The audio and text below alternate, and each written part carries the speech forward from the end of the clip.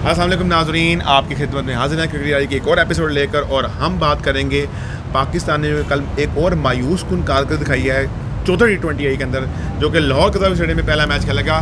हाउसफुल था और हाउसफुल स्टेडियम के अंदर पाकिस्तान की टीम को एक बार फिर शिकस्त हुई न्यूजीलैंड की क्लब लेवल सी टीम से। डी लेवल कह रहे हैं, सी लेवल कह रहे हैं। रिजवान भाई मेरे साथ मेरे होस्ट मौजूद हैं, हम उनसे बात करते हैं। रिजवान भाई, आप बताएं, ये लोग कहते थे कि सी लेवल, डी लेवल, ई लेवल टीम आ रही है, ये तो उठा के मार रही है। देखिए, पहली बात तो ये है कि आप ये देखें कि इससे पहले मैं जिक्र करना चाहूँगा कि आपने इससे पिछले मैच में ये देखा कि ये तनकीद हुई पाकिस्तान पे कि पाकिस्तान ने स्कोर कम किया।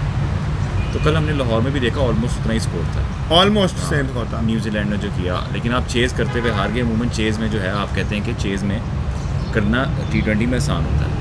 लेकिन मैं आपको जैसे पहले भी कई दफ़ा हमने अपने प्रोग्राम्स में कहा, जैसे कि जो इफ्तिखार अहमद हैं, जो पाकिस्तान के फिनिशर माने जाते हैं, आप ये देखें PSL में तो वो चल रहे थे, लेकिन मैं आपको ये बता दूं तकरीबन इंटरनेशनल क्रिकेट में तकरीबन 1-1.5 साल से वो नहीं चल रहे। ना वो आपको फिनिश करके दे रहे हैं, ना आपसे फिनिश हो रही है। चलें उसको भी साइड पर रख लेते हैं। आपने इमाद वसीम को और मोहम्मद आमिर को इंक्लूड कर लिया कल, और फ़खर जमान भी आ गए, जैसे कि हमने आपको पहले भी बताया था वीडियो में। वो आ गया, लेकिन इमाद वसीम ने खेला ज़रूर, लेकिन वो भी फिनिश ना कर पाए। मैच आखिरी ओवर तो गया तो सही, लेकिन ऊपर तले देखा जैसे ही बाबर आउट हुए, बाबर ना चले तो कोई भी ना चला। ये मेरा आपका इधर मैं आपको रोकता हूँ, आप यहीं से क्वेश्चन है। ये जो हमें 2 साल 3 साल से मीडिया प्रेशर था कि जी साइम अयूब को ऊपर लेकर आए, हमने अपनी अप्रोच चेंज करनी है, हमें कोई प्लेयर चाहिए जो अच्छे रनर से खेलें, स्ट्राइकर से खेलें। रिजवान और बाबर स्लो खेलते हैं, रन्स नहीं करते।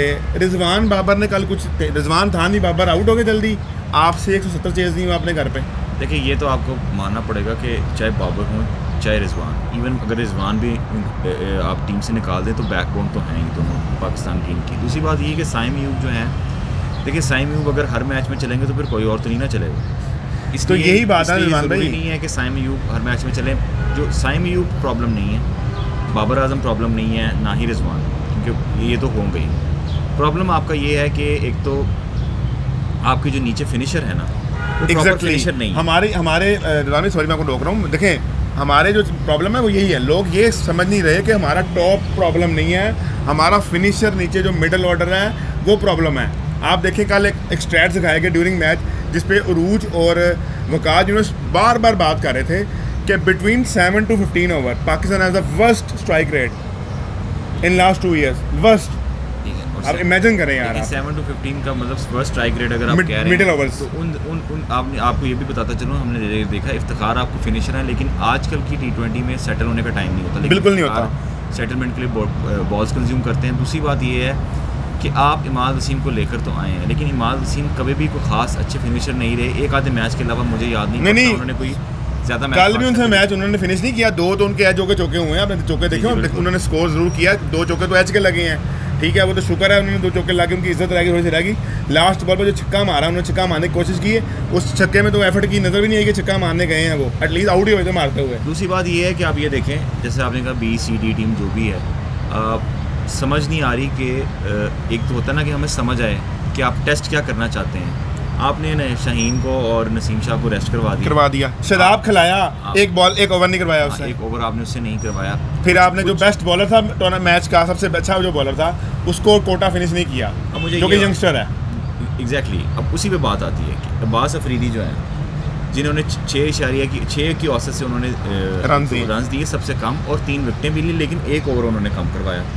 अब बात यह है कि जो बंदा जो है रन्स भी नहीं खा रहा, विकेटें भी ले रहा है, 1 ओवर उसने कम क्यों करवाया? इसमें कौन सी कैप्टनसी की साइंसदानी है, ये भी हमें देखना होगा। मैं आपको ये भी बताता चलूँ कि ज़्यादा लॉसेस अगर पाकिस्तान ने झेले तो बाबर आजम को दोबारा कैप्टनसी पे उंगलियां उठेंगी।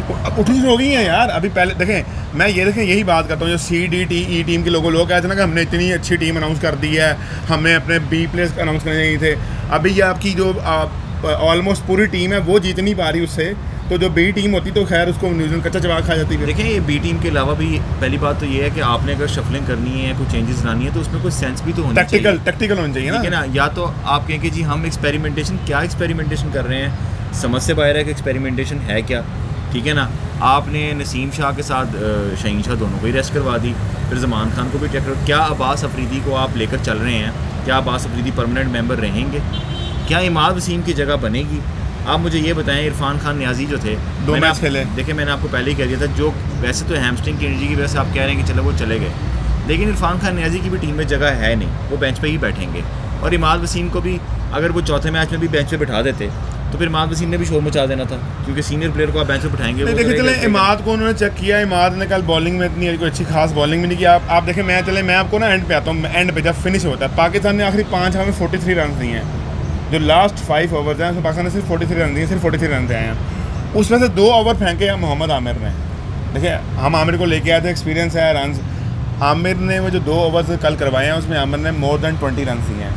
अगर 43 में से 20 रन आमिर दे रहे हैं आखिरी 5 ओवर्स के अंदर, विच मीन्स कि हमारा जो सीनियर बॉलर हम लेके आ रहे हैं, जो मैं एंड में बचाएगा, कल इवन सोडी ने उनको चौका मार दिया एंड में आखिरी ओवर में। आखिरी में जो उनको 11 ना 12 रन आए हैं वो हमें कॉस्ट किए हैं एंड में, जो सोडी से उन्होंने खाए हैं। मैं इस पर ना अभी मैं मोहम्मद आमिर की स्पेशली ना ज़्यादा तनकीद इसलिए नहीं करना चाहता कि आमिर जो है ना बहरहाल आपको हारिस रऊफ से बेहतरीन नजर आएंगे, क्योंकि आमिर नहीं वो देखें वो कंप्लीट बॉलर है, इसमें कोई शक नहीं है। आपको ना उनकी जो इंक्लूजन है ना, उनका तो उनके लिए तो कोई मसला ही नहीं है। देखें आप प्रॉब्लम ये है कि एक तो शाहीन जो है वो भी फॉर्म से अपनी जो है अभी नबाज आजमा है, दूसरी तरफ जो नसीम शाह है वो कम बैक कर रहे हैं, तो इस सिचुएशन में आमिर को आपको खिलाना ही पड़ेगा। प्रॉब्लम ये है कि इमाद वसीम की हाइप बहुत ज़्यादा है और आप फ़ैन भी बहुत ज़्यादा हैं, टीवी पे भी बहुत ज़्यादा है, लेकिन मैं नहीं समझता कि इमाद वसीम की एक तो जगह है, और मुझे ये भी नहीं लगता कि इमाद वसीम जो हैं वो ज़्यादा मैचेस खेल पाएंगे।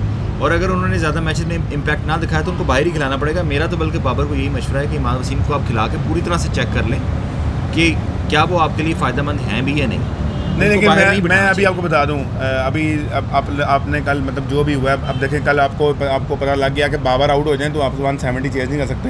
हालांकि आपके फ़खर जमान ने एक 50 रन की कल ज़रूर खेली, थोड़ी सी हमारे लिए पॉजिटिव चीज़ इसमें यह है कि फ़खर फॉर्म में वापस आए हैं, लेकिन फ़खर ने जो रन किए हैं वो थोड़े स्लो किए हैं। 45 बॉल में देखिए मैं आजकल के क्रिकेट में मेरे ख्याल से रना बॉल से भी बुरे समझे। मैं एंड पे यही कहूँगा, क्योंकि हम ढूंढ रहे हैं, या ये नहीं समझ आती कि पाकिस्तानी टीम क्या ढूंढ रही है, बाबर साहब क्या ढूंढ रहे हैं अपने वीक पॉइंट मैं आपको वैसे बताता चलूँ। वीक पॉइंट एक तो आपकी उसामा मीर को उन्होंने कल खिला लिया, लेकिन आप कल को मारपड़ी पे, हाँ देखिए इब्रार को ड्रॉप करना बनता है, इब्रार को पूरा चांस ना चाहिए। वीक पॉइंट आपका रहेगा कि एक तो वीक पॉइंट आपका ये है कि स्पिनर आपके पास नहीं है, कोई क्वालिटी स्पिनर आपके पास नहीं। इब्रार है, उनको कल चांस नहीं देखिए मतलब मानने वाली बात है, इब्रार का भी नाम बनाना बाकी है, या तो वो नाम बना लें।